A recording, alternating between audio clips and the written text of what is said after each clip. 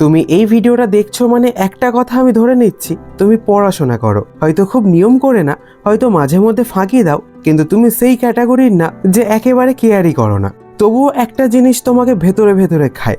তুমি দেখো তোমার থেকেও কম পড়া কেউ রেজাল্টের দিন তোমার উপরে চলে যায়, আর তুমি ভাবো আমি তো পড়েছিলাম, তাহলে আমার মার্কস কম এলো কেন? আজ আমি তোমাকে সেই জায়গাটার কথাই বলবো যেটা 90% স্টুডেন্ট ইগনোর করে, সেটা হলো এক্সাম হল। হ্যাঁ, এক্সাম হলে ঢোকার পর যা করো সেটাই অনেক সময় ডিসাইড করে দেয় তুমি 65 পাবে না 75 পাবে নাকি 85 পাবে।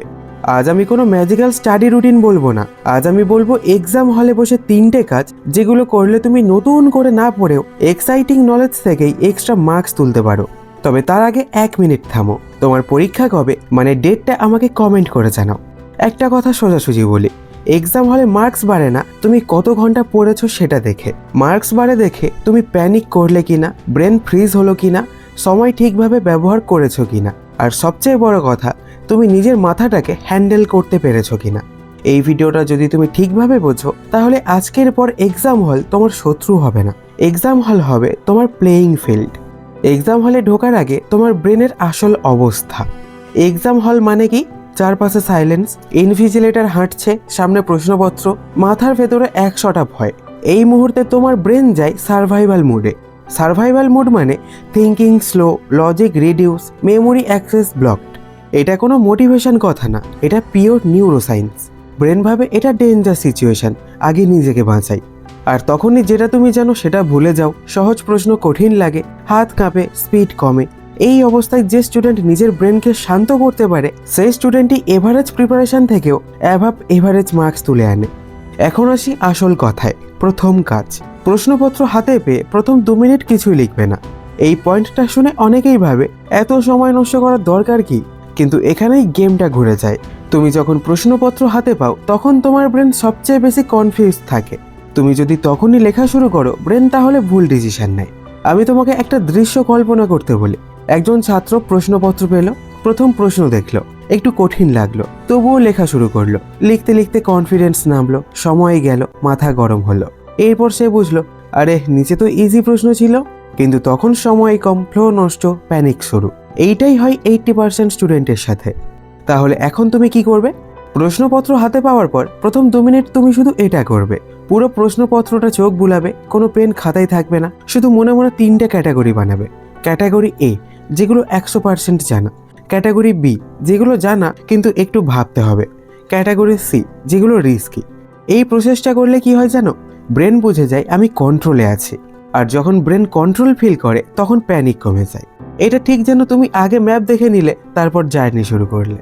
হিউম্যান ব্রেন আনসার্টেনটি একদম সহ্য করতে পারে না। যখন তুমি প্রশ্নপত্র স্ক্যান করো ব্রেন আনসার্টেনটি কমে। আনসার্টেনটি কম সমান স্ট্রেস কম, স্ট্রেস কম সমান মেমোরি অ্যাক্সেস বেশি, মেমোরি অ্যাক্সেস বেশি সমান মার্কস বেশি। এই 2 মিনিট তোমাকে 10-15 মিনিটের সমান অ্যাডভান্টেজ দেয়। দ্বিতীয় কাজ, যেটা জানো সেটা আগে লেখো, পারফেক্ট না হলেও। এখন আসি সবচেয়ে বড় ভুলে।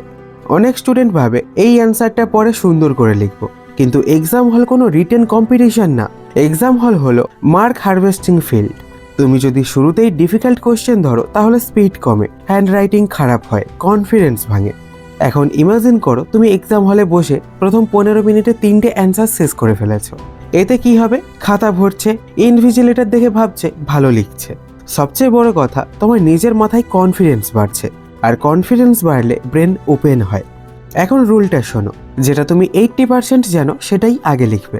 পারফেক্ট ইন্ট্রোডাকশন, পারফেক্ট কনক্লুশন, এই চিন্তা এক্সাম হলের বাইরে রাখো। এক্সাম হলের রুল একটাই, মার্কস কালেক্ট করো।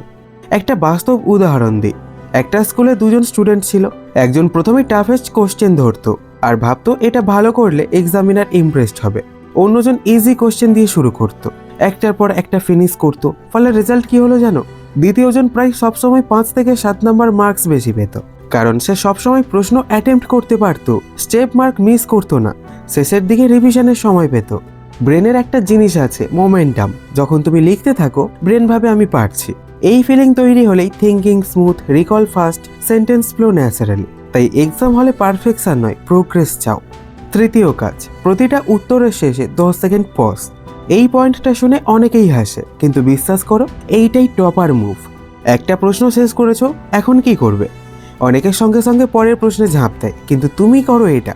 10 সেকেন্ড থামো। এই 10 সেকেন্ডে দেখো প্রশ্নটা ঠিকমতো অ্যান্সার কি হলো, কিওয়ার্ড মিস হলো, স্পেলিং কি মিস্টেক, ইউনিট ভুল। এই ছোট পজ কি করে জানো? সিলি মিস্টেক 50% কমায়, স্টেপ মার্ক বাঁচায়, এক্সামিনারের চোখে অ্যান্সার ক্লিন লাগে। অনেক সময় এই পজ থেকেই 2 থেকে 5 নাম্বার মার্কস এক্সট্রা আসে। এক্সামিনার যখন খাতা দেখে সে পারফেকশন খোঁজে না, সে খোঁজে ক্লিয়ার স্ট্রাকচার, রিলেভেন্ট পয়েন্টস, কম কাটাকাটি, একটা ক্লিন রিডেবল অ্যান্সার। তখন এভারেজ কন্টেন্ট দিয়েও ভালো মার্কস পাওয়া যায়। এখন তুমি বুঝছো এক্সাম হল কোনো পড়াশোনার জায়গা না, এক্সাম হল হলো decision making zone, pressure handling test, mind control arena. যে স্টুডেন্ট নিজের মাথা ঠান্ডা রাখতে পারে, সময়কে নিজের পক্ষে ব্যবহার করে, ইগো বাদ দিয়ে স্মার্ট প্লে করে, সেই স্টুডেন্টই কনসিস্টেন্টলি ভালো মার্কস পায়। আসলে তুমি স্টুপিড না, তুমি অসমর্থ না, তুমি অলস না। সব সময়, অনেক সময় তুমি শুধু ভুল জায়গায় ফাইট করো।